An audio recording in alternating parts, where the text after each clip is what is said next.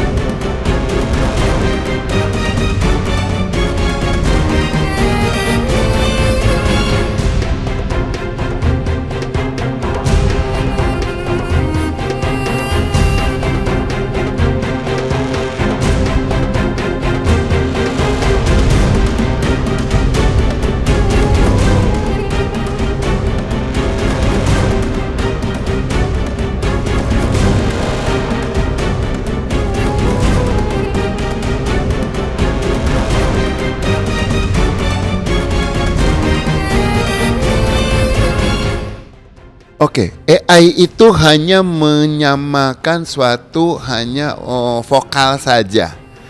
AI tidak bisa menyamakan dialektika, AI tidak bisa menyamakan suatu kebiasaan, habit, AI tidak bisa menyamakan suatu ambient, AI belum juga menyamakan suatu suatu kebiasaan, kekayaan vocabulary dari seseorang, itu nggak bisa. Jadi AI bisa aja ngomong terlalu lengkap, sementara kalau yang bersangkutan dibilang nada dia nggak seperti itu. Ada orang menawarkan kalau mau makan, umpamanya gitu, atau kamu udah makan. Nah, ada orang yang memang nanyanya kamu udah makan berarti nanti dia mau ngajak makan. Tapi ada yang ngajaknya langsung mau makan, nggak peduli udah makan atau belum makan, dia mengajak. Nah, tinggal perlu dilihat sekarang seorang yang bersangkutan yang lagi ditiru dengan AI ini kebiasaannya seperti apa, atau saat dia tensing, saat dia tekanan tinggi, itu nadanya seperti apa. Nah, nada itu yang diupayakan itu dicari ungkapannya, kemudian nanti diperiksa dengan konten yang ada.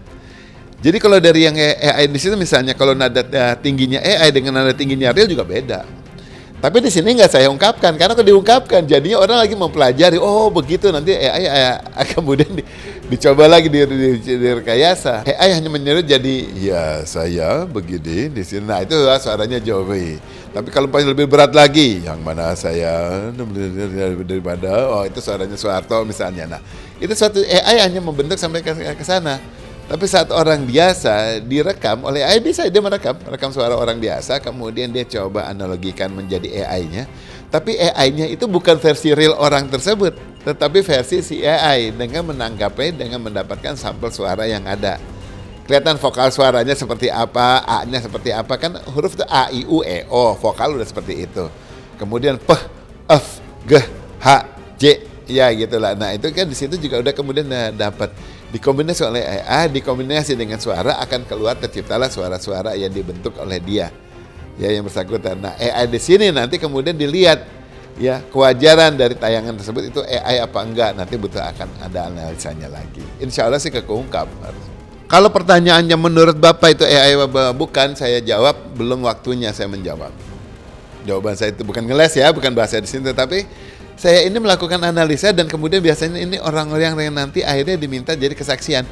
Mungkin alhamdulillah saya tidak dijadikan sebagai saksi. Mungkin alhamdulillah kalau tidak dijadikan saksi. Tapi kalau saya dijadikan saksi, ya wasyukurillah juga, berarti saya dipercaya untuk mengungkapkan. Tetapi sekarang pada pengungkapan itu terjadi, saya harus melihat seberapa lengkap datanya. Nah, AI itu kita orang-orang gini kita nggak bisa berasumsi. Aduh, udah puluhan kali jadi saksi ahli di pengadilan, kita nggak boleh berasumsi. Jadi kita harus benar-benar memastikan, meyakinkan suatu konten-kontennya ini seberapa benar, dan kemudian lihat analisa dari datanya yang ada.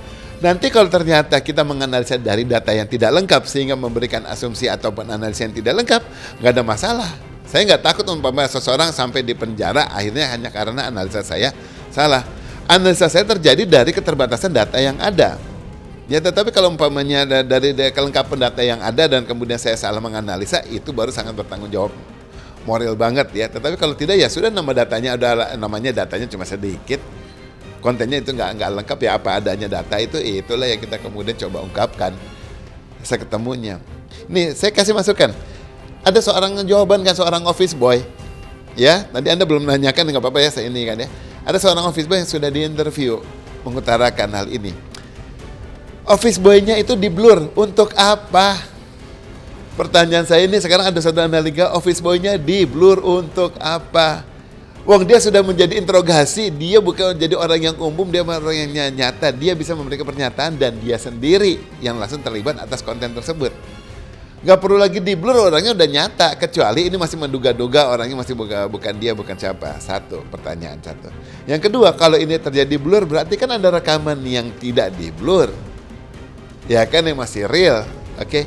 Nah, yang realnya tersebut harusnya itu nanti yang ditayangkan dan dianalisa oleh orang telematika atau digital forensik kayak saya. Dengan demikian kita bisa mengungkapkan, kita melihat kewajaran dari konten tersebut, ambience suaranya, kata-katanya, gerakan mulut dan lain sebagainya. Betulkah ini pembicaraan tentang itu? Bisa jadi ini ngobrolinnya yang lain, kemudian tidak jawabnya apa, dijawabnya itu pakai AI. Tapi dibikin blur jadi nggak kelihatan gerakan mulutnya. Nah, dengan pakai AI kan gerakan mulut kelihatan. Kita lihat kayak kewajarannya itu. Ini salah satu contoh yang saya bilang harusnya itu sampai titik ke sana di pembuktiannya. Dan harusnya bisa karena konten itu ada. Tidak mungkin tidak ada, sangat ada konten nanti yang aslinya. Itu yang harusnya nanti dianalisa. Oke, berapa lama itu tergantung dari pertama kelengkapan konten dan kemudian faktor-faktor yang bisa dilihat cukup untuk sebagai penguat. Ya, jadi bisa dibilang hanya hitungan yang beberapa jam sudah bisa terbentuk. Kalau dibilang beberapa hari berarti dia tidak kerja satu harian juga. Namanya manusia penganalisa butuh tidur, butuh makan, butuh jalan-jalan, maksudnya jalan-jalan maksudnya bukan jalannya pergi-pergi ya, jalan pergi ke tempat sini ambil cari bukti, waktunya kebuang dari sana. Jadi dengan pekerjaan 8 jam sehari biasanya mungkin sekitar 3 harian sudah bisa keungkap gitu. Tetapi kalau enggak ya cukup dengan satu hari saja dengan data yang ada, bahkan dibilang hitungannya menit itu ya, dengan dianalisa sejauh data sudah lengkap bisa juga mengungkapkan.